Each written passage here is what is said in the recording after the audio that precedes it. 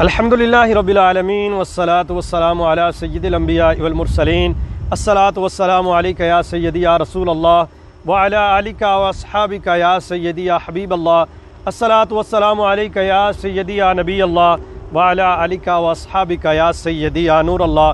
سلسلہ اصلاح کی بات، موضوع کنجوسی کا انجام۔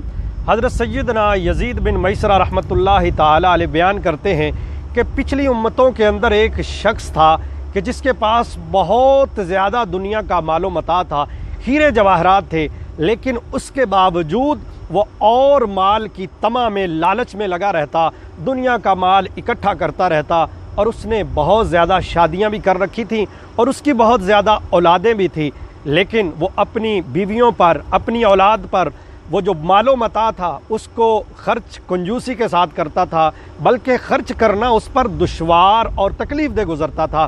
وہ اور مال کی طمع میں رہتا۔ ایسا وقت آیا کہ اس کے پاس اتنا مال تھا کہ اس کو سنبھالنا اس کے لیے مشکل ہو گیا۔ اس نے بہت سارے خدمت گزار رکھ لیے اور اس نے سوچا کہ اب میں اپنی زندگی عیش و عشرت کے ساتھ گزاروں گا۔ خادم آگے پیچھے ہاتھ باندھ کر اس کی خدمت کیا کرتے تھے، اس کی ایک آواز پہ لبیک کہا کرتے تھے۔ اسی طرح وقت گزرتا گیا۔ ایک روز اس کا دروازہ کسی شخص نے کھٹکھٹایا۔ جب خادم دروازے پہ جاتا ہے تو کیا دیکھتا ہے کہ ایک شخص ہے جس نے پھٹے پرانے کپڑے پہنے ہوئے ہیں، لباس پراگندہ ہے، اور وہ کہتا ہے کہ جاؤ اپنے مالک کو بلا کر لاؤ۔ تو وہ خدمت گزار خادم کہتا ہے کہ ہمارا مالک تمہارے جیسے فقیروں کی خدمت کے لیے، ان کو مال دینے کے لیے وہ باہر نکلا ہے، مدد کرنے کے لیے۔ حالانکہ وہ خادم جھوٹ بول رہا تھا، اس کا مالک اندر تھا۔ وہ بزرگ، وہ فقیر وہاں سے واپس لوٹ جاتے ہیں۔ پھر وقت گزرتا رہتا ہے۔ چند روز بعد پھر وہی بزرگ وہی پھٹا پرانا لباس پہن کر دروازے پہ آتے ہیں اور کہتے ہیں جاؤ اپنے مالک کو بلاؤ۔ تو خدمت گزار کہتے ہیں کہ ہمارا مالک یہاں نہیں ہے۔ تو وہ خدمت گزاروں سے وہ فقیر کہتا ہے کہ میں حضرت عزرائیل ملک الموت ہوں، تمہارے مالک کی روح قبض کرنے آیا ہوں، جاؤ اس کو پیغام دو کہ ملک الموت حضرت عزرائیل علیہ السلام تمہارے دروازے پہ آئے ہیں۔ وہ خدمت گزار کانپتے ہوئے اپنے مالک کے پاس حاضر ہوتے ہیں، اس کو سارا ماجرا بتاتے ہیں کہ یہ فقیر پہلے بھی آیا تھا، ہم نے اس کو واپس بھیج دیا، یہ فقیر اب آیا، اب اس نے بتایا کہ یہ ملک الموت ہے۔ تو وہ شخص زاروں قطار رونے لگتا ہے اور اپنے خدمت گزاروں کو کہتا ہے کہ جاؤ بڑی محبت کے ساتھ ملک الموت حضرت عزرائیل علیہ السلام سے بات کرو اور ان سے کہو کہ ہمارے مالک کی جگہ آپ کسی اور کی روح قبض کر لیں، ہمارے مالک کو چھوڑ دیں، جتنا مال چاہیے لے لیں۔ حضرت عزرائیل علیہ السلام کو جب پیغام ملتا ہے تو آپ پھر وہی بیان دیتے ہیں، وہی بیان فرماتے ہیں کہ جاؤ اپنے مالک کو بلاؤ۔ تو وہ مالک کہتا ہے کہ حضرت عزرائیل علیہ السلام کو اندر لے آؤ۔ عزرائیل علیہ السلام اس کے گھر کے اندر داخل ہو جاتے ہیں۔ جب اس کے پاس جاتے ہیں تو وہ شخص کہتا ہے کہ مجھے چند لمحات کا موقع دیجئے، چند لمحات عطا کر دیجئے تاکہ میں اپنے گناہوں پہ پشیمان ہو سکوں، ندامت ہو سکوں، مجھے شرمندگی جو ہے میں اس کا اظہار کر سکوں۔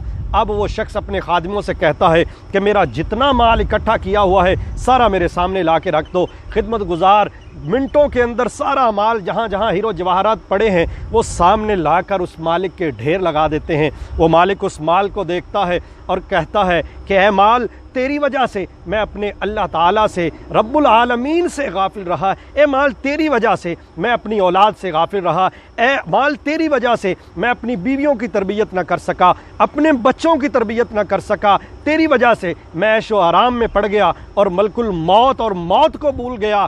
یہ تم نے میرے ساتھ یہ کیسا کام کر دیا؟ اب وہ مال کو بار بار پکار رہا ہے۔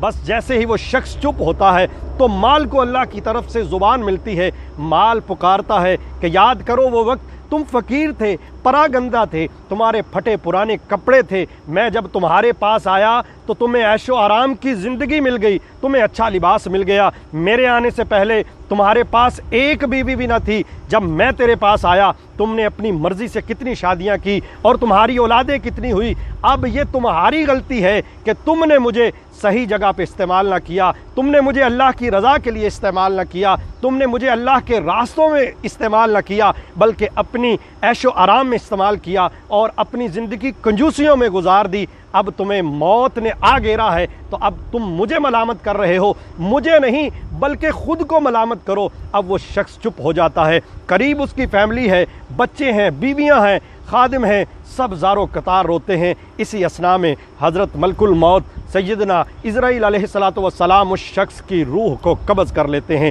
اس حکایت سے ہمیں یہ سبق ملتا ہے کہ جگہ جی لگانے کی دنیا نہیں ہے، یہ عبرت کی جا ہے، تماشا نہیں ہے۔ ہم جو مال اکٹھا کر رہے ہیں، کیا ہم اس مال کو صحیح جگہ استعمال کر رہے ہیں؟ کیا ہم اس مال کو صدقات اور زکوٰۃ میں استعمال کر رہے ہیں؟ کیا ہم کسی کی ضرورت پوری کر رہے ہیں؟ اگر نہیں کر رہے تو یاد رکھیے یہ مال کل قیامت والے دن ہمارے لیے اذیت بن جائے گا، تکلیف بن جائے گا۔